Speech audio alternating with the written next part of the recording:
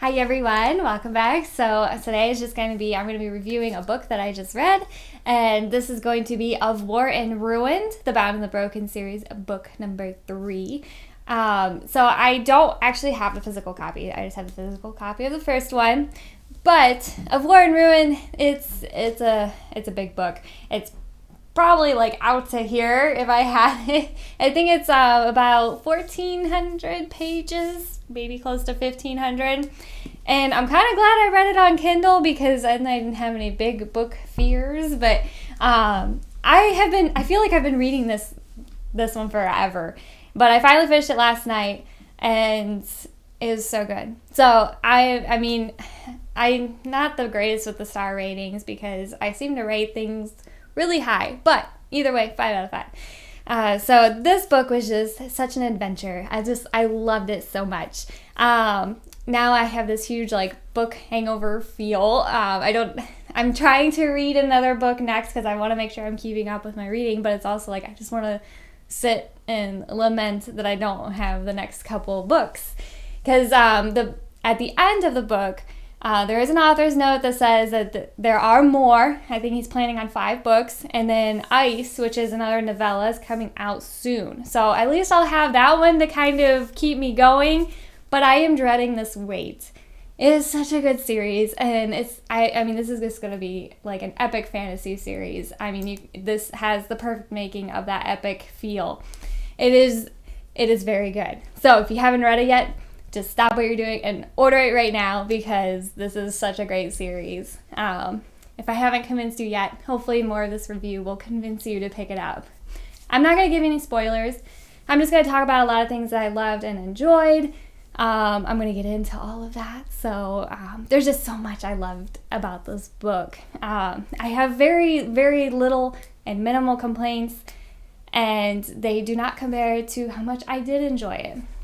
So, like I said, pick up this book. So you might be thinking, where I said that this book is about 1,500 pages, how the author can sustain such an engaging third book of a series. And I mean, because a lot of times you'll get that kind of feel in series where maybe the second and third book, they kind of feel a little more anticlimactic. You might start to kind of, want to read other books at the same time. This author somehow manages, the pacing continues to be so engaging, and there's always something going on. I don't know how he does it, but it's I'm never bored. I loved it. There's not as many battles in the third book as I thought there might be, just because there's just so many things going on, but there are still some. There's one point of view where they do seem to be constantly fighting with other other people, and that would be Dane's point of view when he's back home with his people. So they are, more trying to fight to free Valterra. So there is more battles with that point of view, but he's not in there all the time. So, I mean, you're not getting that a lot. So, speaking of Dane as one of the characters, this leads into probably my favorite part of this series so far, which is just the relationship of the characters and the characters themselves. I think this is where the author really excels, is just with this character development and the bond and the relationships between them. There is just such a strong theme of relationships in this book. Not romantic. There's actually very little to no romantic relationships in this book, which personally I like. It's nice to not have that constantly underlying everything. Rather, this is more of brotherhood, friendship, family, all that kind of relationship going on. And that's the focus of it. And I love it. I mean, I think it's great. The bonds are just so strong between the characters, and they just continue to grow throughout the book and the series. One of the main ones that I really like is Callan, Eric, Tarman, and Veril. They have just this great bond. I mean, they have been, fighting together. They in every fight that they, survive together, they just continue to grow stronger. And they're just bound by this brotherhood feel of all of them. And they have, this honor code. I mean,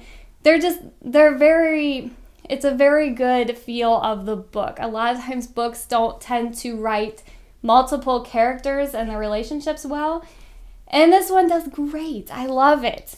And it's all about, you know, being able to defend one another. They'll each die for each other. They'll do anything just to make sure the other one makes it through. But this book does very well on that. And then you also have Dan, who he's kind of thrown into that group as well. He's not always with them, but then when he is, he joins that group too, that brotherhood group. And Dan, I like his character. I really do. He's probably the one of the few that doesn't have really any special abilities. He's just Dan, which he has more of this human feel to him, and he always is kind of this comedic relief.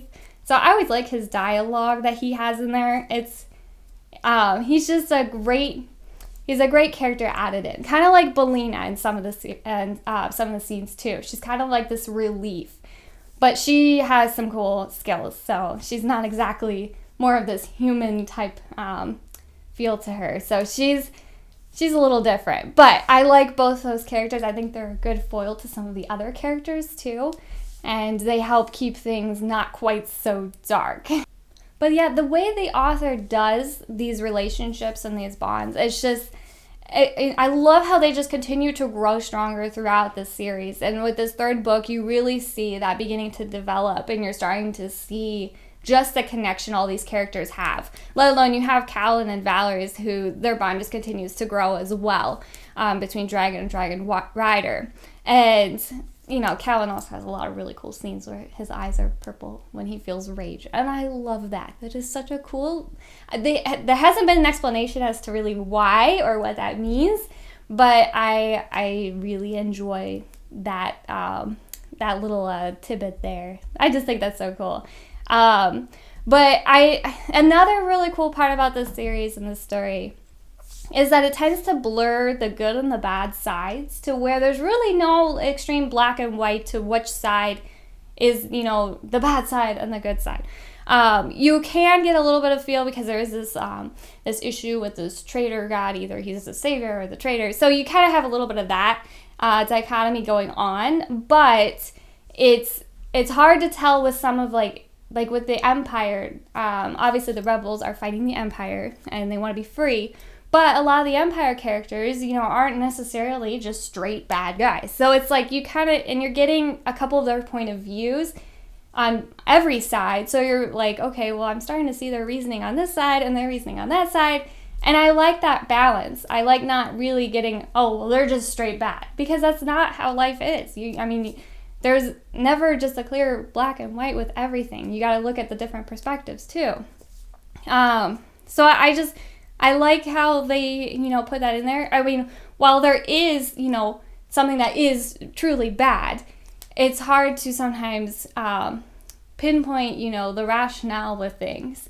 And I think the author does a really good job with that. I don't know if I explained that very well, but I like that it's not too clear, or at least not clear yet. I think eventually it probably will be. I think there will be eventually a common goal. Now, there is one... the Urax, who they just seem to just be straight evil. So, I mean, that one's pretty clear. That's pretty black and white there. So, I mean, I guess there is some. And, you know, you get a lot of the characters just, you know, wrestling with, you know, what is the right side.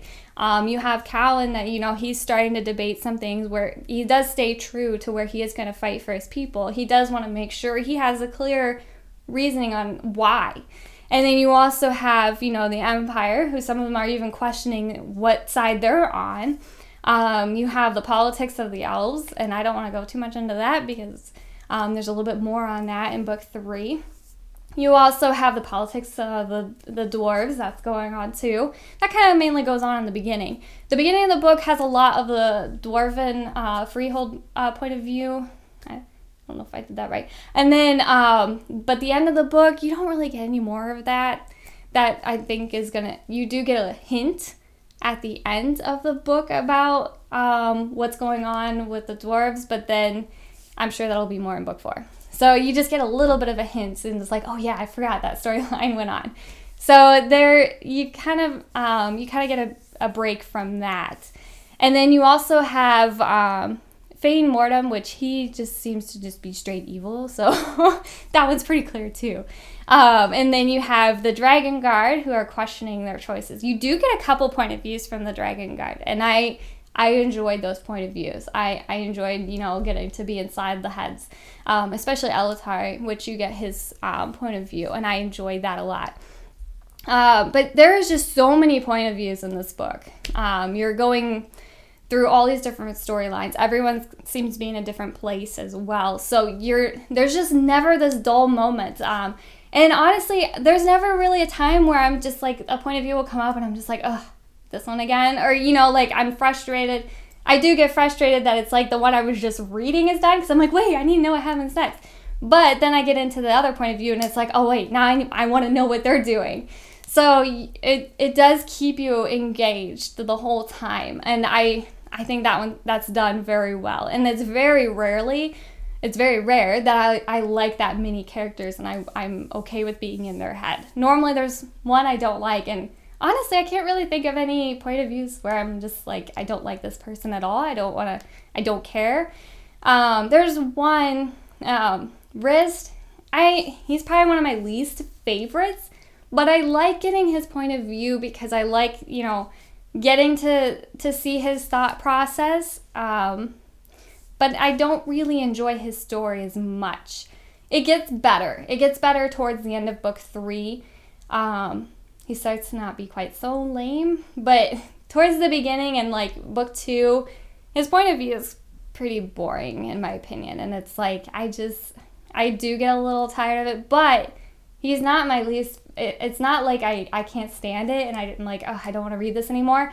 I still like getting to know what's going on.